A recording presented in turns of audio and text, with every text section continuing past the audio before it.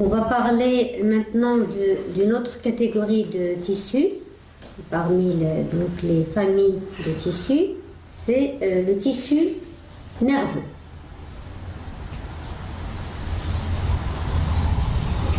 Alors le tissu nerveux, donc on peut voir sur l'illustration, est organisé en système nerveux.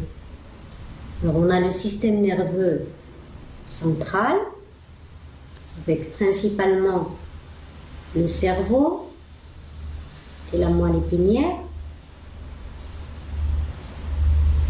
et le système nerveux périphérique, donc tous les nerfs qui desservent nos membres, qui sont en relation avec nos viscères.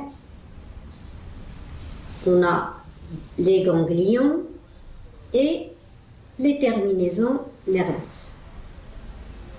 En ce qui concerne le système nerveux central, on a donc le cerveau avec ses deux hémisphères, on a le cervelet, on a le tronc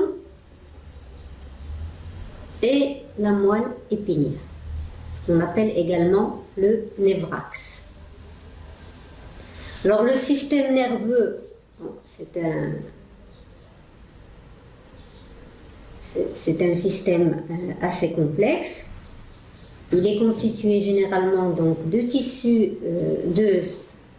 nerveux qui est principalement formé de cellules nerveuses qu'on appelle généralement les neurones, et tout le reste est constitué de cellules non nerveuses qu'on appelle des cellules gliales ou névrotiques. Donc 10% de cellules nerveuses et 90% de cellules gliales.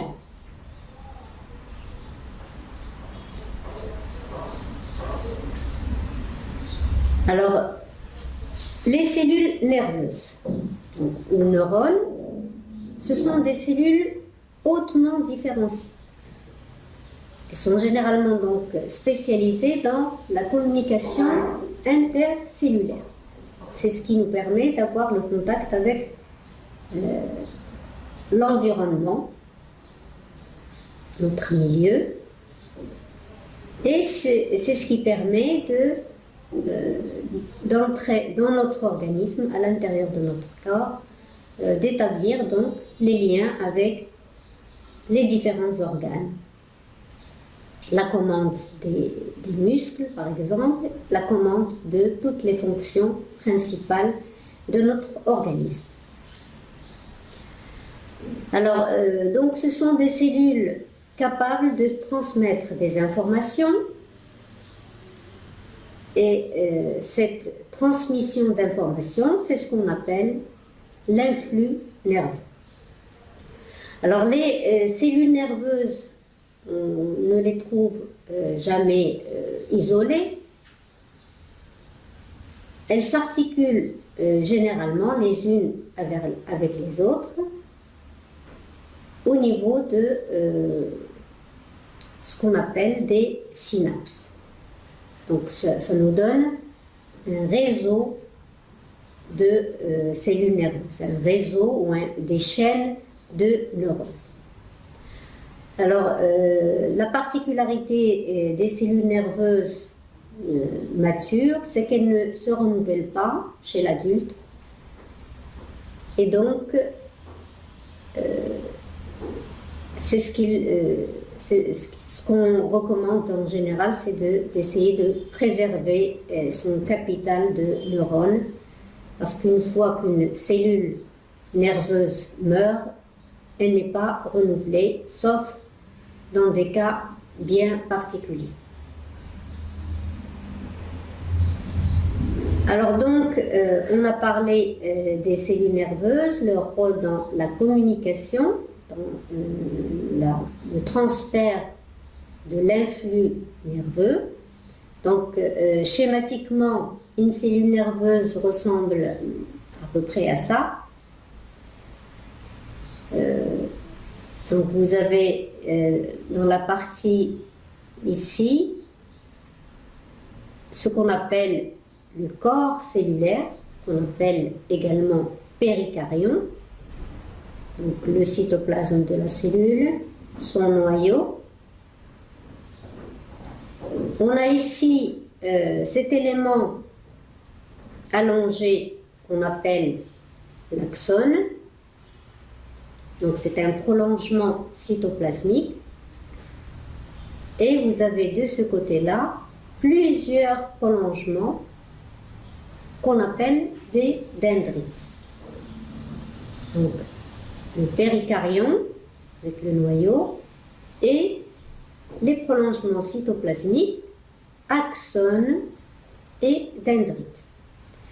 Donc à partir des dendrites, donc à ce niveau, on a l'influx nerveux qui commence à ce niveau-là. Ça se transmet au niveau du corps cellulaire, puis du corps cellulaire, ça se transmet vers l'axone. Alors évidemment, généralement, il y a ici une synapse et un lien avec une autre cellule nerveuse, et donc prolongement du message, prolongement de l'influx nerveux vers une autre cellule nerveuse, et ainsi de suite, de proche en proche, jusqu'à l'arrivée de l'information au niveau d'un muscle, par exemple, qui va exécuter, qui va interpréter le message et se contracter, par exemple. Donc, à partir des dendrites, l'influx nerveux se dirige vers le corps cellulaire, au péricaryon, et au niveau de l'axone, l'influx nerveux s'éloigne du corps cellulaire. Donc ça indique un trajet de l'influx nerveux. Alors, structurellement, lorsqu'on veut étudier les cellules nerveuses, on doit faire plusieurs préparations, donc des coupes dans les différents tissus qui constituent un organe en particulier qui est choisi par l'expérimentateur, et on procède à des préparations histologiques bien particulières en utilisant des colorations spécifiques. Donc, lorsqu'on observe au microscope optique une cellule nerveuse typique, c'est-à-dire comme celle que je vous ai montrée dans l'illustration, avec un corps cellulaire, des axones et des dendrites, lorsqu'on fait une coloration spécifique, on peut voir donc ici le corps cellulaire qui apparaît sous forme étoilée. À l'intérieur, on peut voir le noyau qui apparaît ici volumineux et clair, avec une chromatine dispersée. Et ce qui caractérise le noyau, c'est la présence d'un ou deux gros nucléoles. C'est ce qui indique en fait une grande activité à l'intérieur du noyau et à l'intérieur de toute la cellule. Alors ici, on peut voir ce qui est indiqué D ici, dendrite et l'axone qui apparaît à ce niveau. D'autres préparations permettent toujours en utilisant des colorations, observation microscope optique, donc d'autres colorations spécifiques permettent de mettre en évidence d'autres structures qui ne sont présentes que dans la cellule nerveuse. Alors, par exemple, avec une coloration basophile, une coloration basique, on peut mettre en évidence la présence de petites particules fortement basophiles, donc qui vont être colorées en bleu. Donc là, c'est une schématisation, ça ne correspond pas à une photo de préparation, mais c'est une illustration schématique. Donc, ces structures fortement basophiles donc qui apparaissent ici sous forme de granules colorés en bleu, donc qui fixent le colorant basique, s'appelle un corps de Nissl. Donc c'est un organite spécifique à la cellule nerveuse. D'autres colorants spécifiques permettent de mettre en évidence ce qui apparaît dans l'illustration ici. Ça permet donc de mettre en évidence des neurofilaments et des neurotubules, donc on met dans l'appellation neurofibrilles.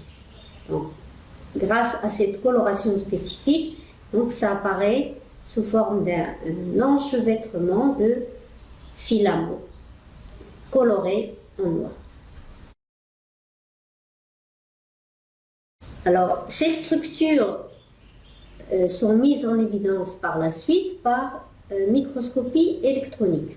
Alors, microscopie électronique, ça veut dire qu'on va observer toutes les structures plus grandes, puisqu'on va utiliser des grandissements plus importants. On va également voir l'aspect des organites.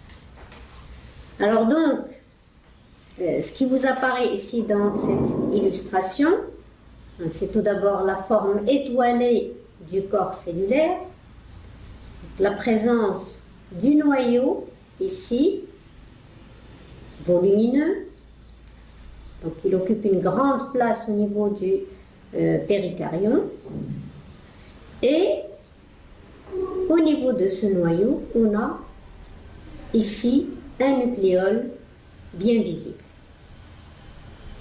Alors, en ce qui concerne les autres organites, on a un appareil de Golgi périnucléaire, donc autour du noyau périnucléaire, ici. Donc, je vous rappelle que l'appareil de Golgi, c'est un empilement de dictyosomes et qui a son rôle à jouer dans le transport des protéines qui sont synthétisées à l'intérieur du réticulum endoplasmique, qui est en l'occurrence ici au niveau de ce qu'on a mis en évidence sous forme de particules basophiles en microscopie optique. Donc le réticulum endoplasmique granuleux plus des ribosomes libres, donc c'est des particules basophiles, constituent donc ce qu'on appelle le corps de Nissl. C'est là où se font donc toutes les synthèses protéiques. Donc ici, en l'occurrence, dans la cellule nerveuse, les protéines qui sont synthétisées sont les neurotransmetteurs, c'est-à-dire toutes les molécules qui vont intervenir dans le transfert du message de l'influx nerveux. Ça peut être des hormones de type acétylcholine lorsqu'il y a donc un message qui doit donner lieu à une contraction musculaire par exemple. Donc ces corps de Nissl, ils apparaissent ici. Ce sont donc des amas aplatis de réticulum endoplasmique granuleux parce qu'ils contiennent des ribosomes, et des ribosomes fixés, et il y a aussi des ribosomes libres, et l'ensemble donc intervient dans la synthèse protéique. Alors il y a également ce qu'on observe ici, ce sont des filaments. Alors ce sont les éléments qu'on a mis en évidence en microscopie optique sous forme de filaments noirs et qui apparaissent ici sous forme donc de filaments. Alors il s'agit de neurotubules qui permettent de transporter différents éléments du cytoplasme, par exemple de la cellule à l'axone, ça peut être différents neurotubules et neurofilaments. C'est ce qui constitue le cytosquelette en général. Donc ce cytosquelette est très développé. Alors on peut également observer ici la présence de nombreuses mitochondries, donc en relation avec l'apport d'énergie. Donc c'est une cellule, la cellule nerveuse est une cellule très active et donc nécessité d'apport d'énergie sous forme d'ATP.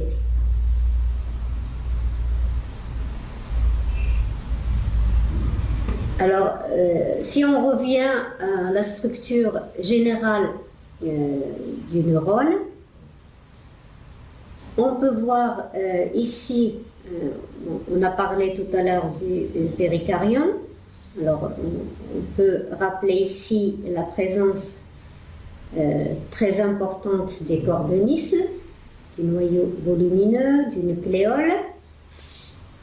Et il y a donc présence de ce prolongement important, long, qui est l'axone, et de ces nombreux prolongements autour du péricardium, qui sont les dendrites. Alors, je rappelle que cette description est un exemple, et l'exemple choisi, c'est dans cette catégorie de cellules nerveuses dans laquelle il y a un péricardium et deux types de prolongements, l'axone et les dendrites. Donc, quelles sont les caractéristiques de l'axone, par exemple? Alors, l'axone, on peut voir qu'il s'agit d'un élément unique. Voilà. Généralement, il est très long. On peut mettre en évidence l'absence d'un cordonisme et on peut voir que dans la plupart des cas, il est recouvert d'une gaine de myéline. Alors la myéline, c'est une sorte d'isolant qui peut être entrecoupé par endroits. Ça permet donc le passage de l'influx nerveux et l'accélération de l'influx nerveux qui peut passer d'une interruption ici, d'un nœud vers un autre nœud et accélérer le passage de l'influx nerveux. Mais généralement, il a un calibre constant et très rarement il peut se subdiviser en deux parties, sauf au niveau de l'extrémité finale. En ce qui concerne les dendrites, souvent elles sont nombreuses, ramifiées, donc ça donne comme les branches d'un arbre qui ont un calibre au départ et qui, en se subdivisant, se retrouvent à un calibre réduit de moitié. Donc on parle de prolongement qui se divise de façon dichotomique. C'est-à-dire que vous avez ici un calibre qui se divise en deux pour donner deux éléments qui ont un calibre réduit de moitié, puis ce même élément va se subdiviser de nouveau en deux et le calibre va encore être réduit de moitié. Donc c'est de là que vient le terme dichotomique. Alors, au niveau de ces dendrites, on trouve généralement les mêmes organites que dans le péricardium, qu'on peut mettre en évidence en microscopie optique ou électronique. Donc, on aura un cordonisme et des neurofibrilles. la particularité de ces dendrites, et par comparaison à l'axone, c'est l'absence de myéline. Alors, la relation de la myéline avec la structure générale du système nerveux central, que ce soit au niveau du cerveau ou de la moelle épinière, c'est les parties dans lesquelles il y a les axones, c'est souvent relié ou recouvert de gaines de myéline, donc ça nous donne un aspect blanchâtre. Donc c'est ce qui nous donne ce qu'on appelle la substance blanche dans le cerveau et dans la moelle épinière.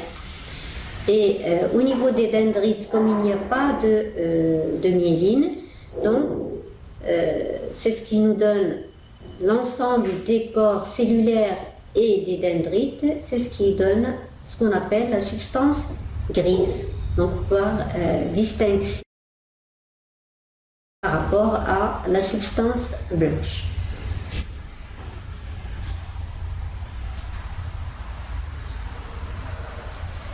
Alors, comme d'habitude, lorsqu'il y a plusieurs types de structures au niveau des cellules, on procède à une petite classification. Alors, on choisit un critère de classification. Alors, par exemple, dans ce premier cas, si on considère la cellule nerveuse dans son ensemble, donc on considère la forme générale, on peut voir plusieurs catégories. Alors, vous reconnaissez ici cette catégorie qui nous a permis d'identifier ou qu'on a choisi comme exemple pour déterminer les différents éléments constituant la cellule nerveuse. Alors c'est ce qu'on appelle le type multipolaire parce que le corps cellulaire contient deux types de prolongements, l'axone d'un côté et les dendrites nombreuses de l'autre côté. Alors vous avez les catégories les plus simples, neurones unipolaires, parce que on a un seul prolongement au niveau d'un seul pôle, donc unipolaire. Alors le péricardion, il apparaît ici en rose avec son noyau, et là vous avez un prolongement unique. Vous avez également les neurones dits bipolaires, dans lesquels il y a deux prolongements, un d'un côté et l'autre au niveau du côté opposé, donc bipolaire. Vous avez une catégorie de neurones dans lequel, à partir du péricardion, on a deux prolongements qui sont côte à côte, puis chacun bifurque vers un côté opposé, et ça donne en fait une forme en T. Alors vous avez la barre du T ici, la barre transversale ou horizontale, et ici vous avez la barre verticale. Donc vous avez un T. Donc toutes ces cellules existent dans notre organisme. Les neurones unipolaires, par exemple, et bipolaires, on les trouve dans la rétine, au niveau de l'œil. Le neurone pseudo-unipolaire, on peut les trouver dans les ganglions spinaux, donc au niveau de la moelle épinière. Et les neurones multipolaires, ils caractérisent la moelle épinière. Donc, ce sont les motoneurones, par exemple. Alors, un autre critère de classification peut être la forme du péricaryon. Donc, on peut désigner les cellules comme étant des neurones fusiformes, donc aspect allongé, étoilé, donc comme le cas ici, du neurone multipolaire, sphérique, donc sous forme d'un petit rond plus ou moins allongé, ou alors pyramidal, donc sous forme de pyramide. On peut également avoir la taille qui est différente. Et dans le cas des cellules pyramidales, généralement, les cellules peuvent atteindre des tailles assez importantes. Un autre critère de classification peut être la morphologie des dendrites. Alors on peut avoir plusieurs cas de figure. Alors vous avez le cas des neurones dits isodendritiques. Alors dans ce cas-là, vous avez le péricaryon qui est schématisé ici et les dendrites qui forment une ramure uniforme autour du péricaryon. Donc c'est de là que vient le terme iso. Dans cette catégorie, vous avez le péricaryon et de façon très particulière, vous avez un arbre dendritique à côté du péricaryon qui donne une forme particulière à cette cellule et le neurone est dit idiodendritique. Alors évidemment, on peut avoir des formes au niveau des dendrites qui est intermédiaire, donc qu'on ne peut mettre ni dans cette catégorie ni dans l'autre, et ça nous donne donc le terme ou le type de neurone allodendritique. Un autre critère de classification peut être la longueur de l'axone. Alors je vous l'ai dit tout à l'heure, en général l'axone est unique, mais on peut avoir des cas où l'axone, au niveau de sa partie terminale, bifurque pour donner deux éléments. Alors donc ça nous donne donc les deux grandes catégories de neurones qui sont classés en fonction de la longueur de l'axone, qui sont ici le type 1 avec l'axone unique, type 1 de Golgi, et le type 2 de Golgi dans lequel il y a cette bifurcation au niveau de l'extrémité terminale de l'axone.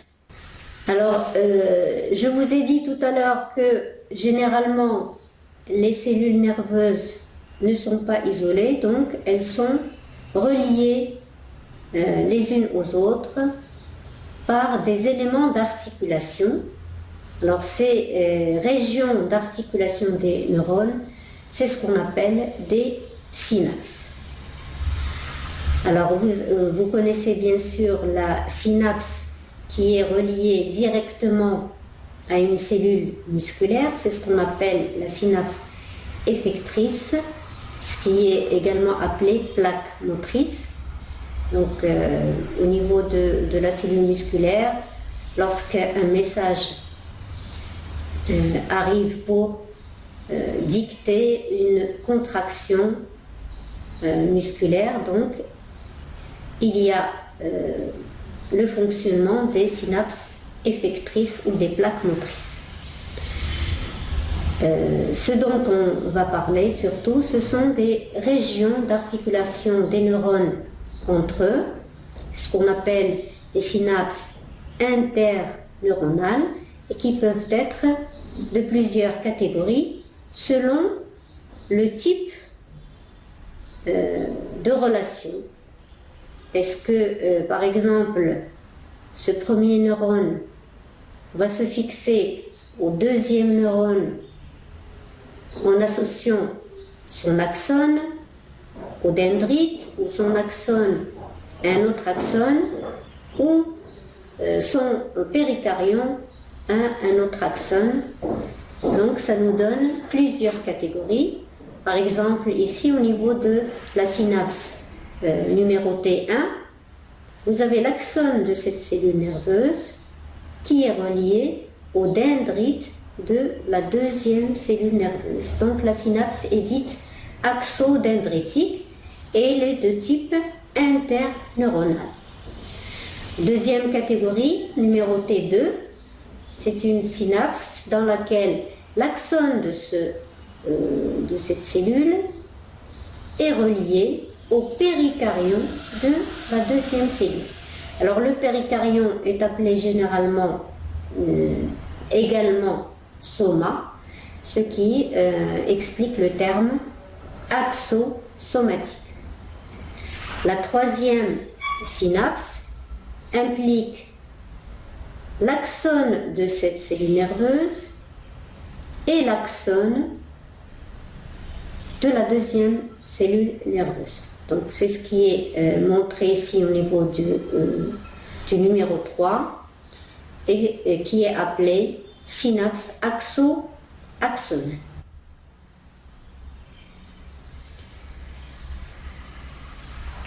Alors je vous ai parlé des cellules nerveuses, de l'essentiel qui les caractérise.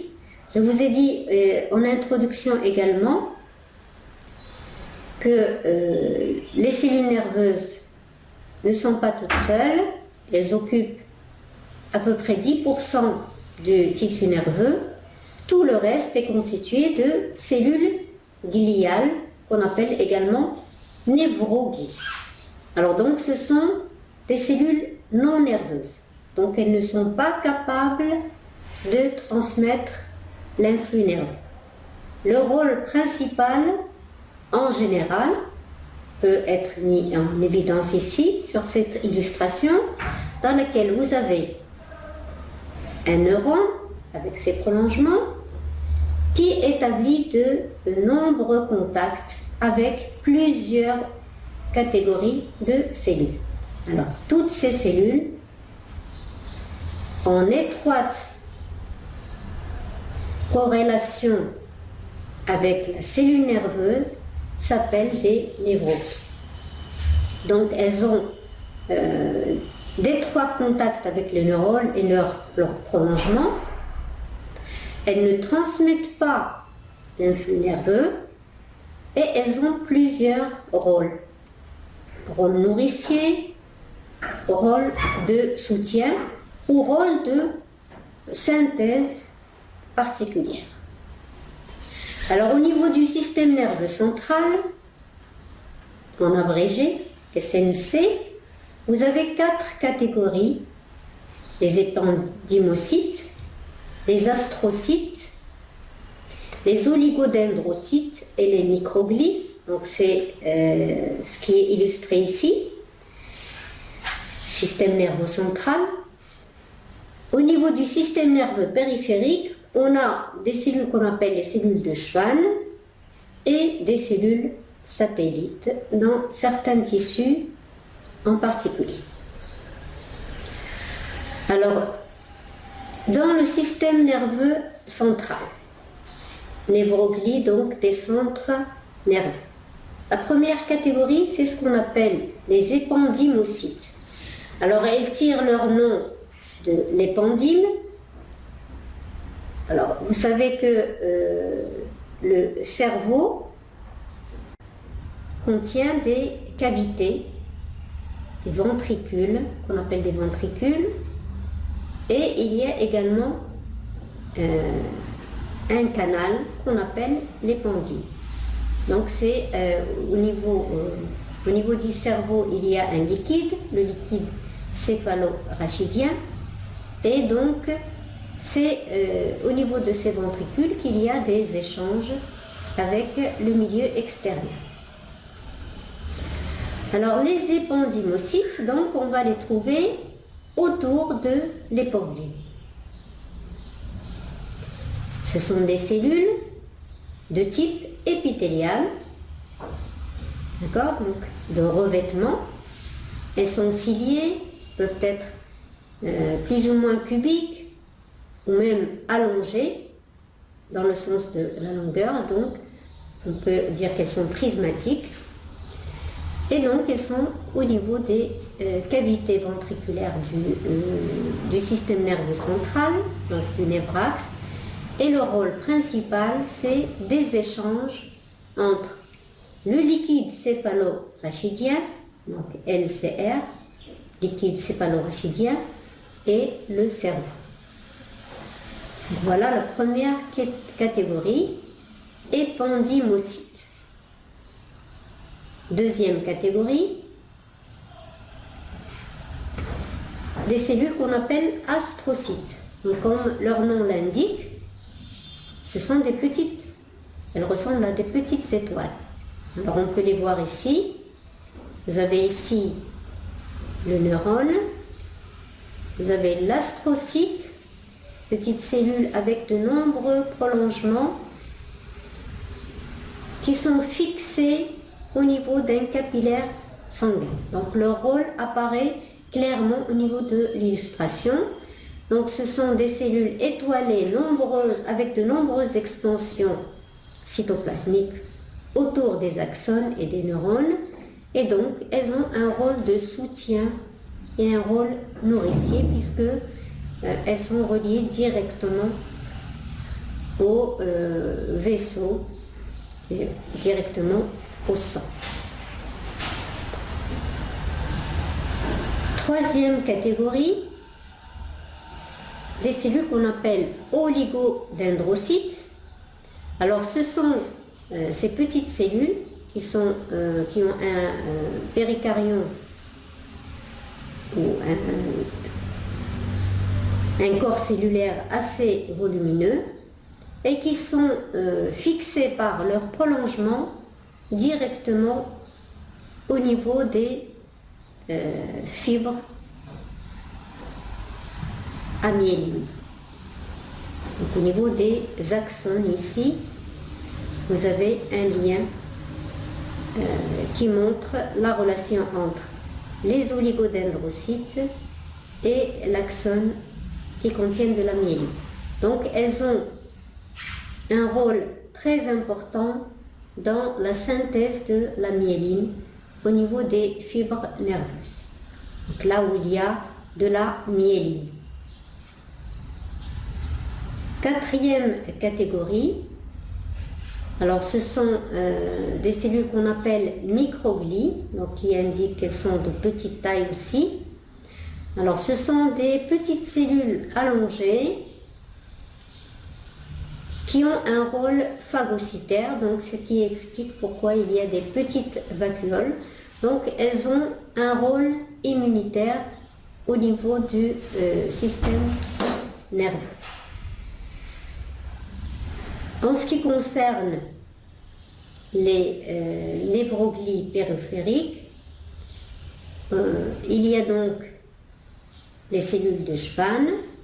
Alors ces cellules ont un rôle très important dans la myélinisation des fibres. Donc les fibres nerveuses au niveau des nerfs périphériques sont entourées de ces cellules de Schwann. Vous voyez un lien très proche, les membranes qui sont reliées et un rôle certain dans la synthèse de myéline. Alors on a également des cellules qu'on appelle cellules satellites qui peuvent avoir un rôle de soutien et on peut en trouver au niveau du ganglion spinal, donc spinal au niveau de la moelle épinière. Elles entourent le corps cellulaire de chaque neurone en T et donc un rôle de support.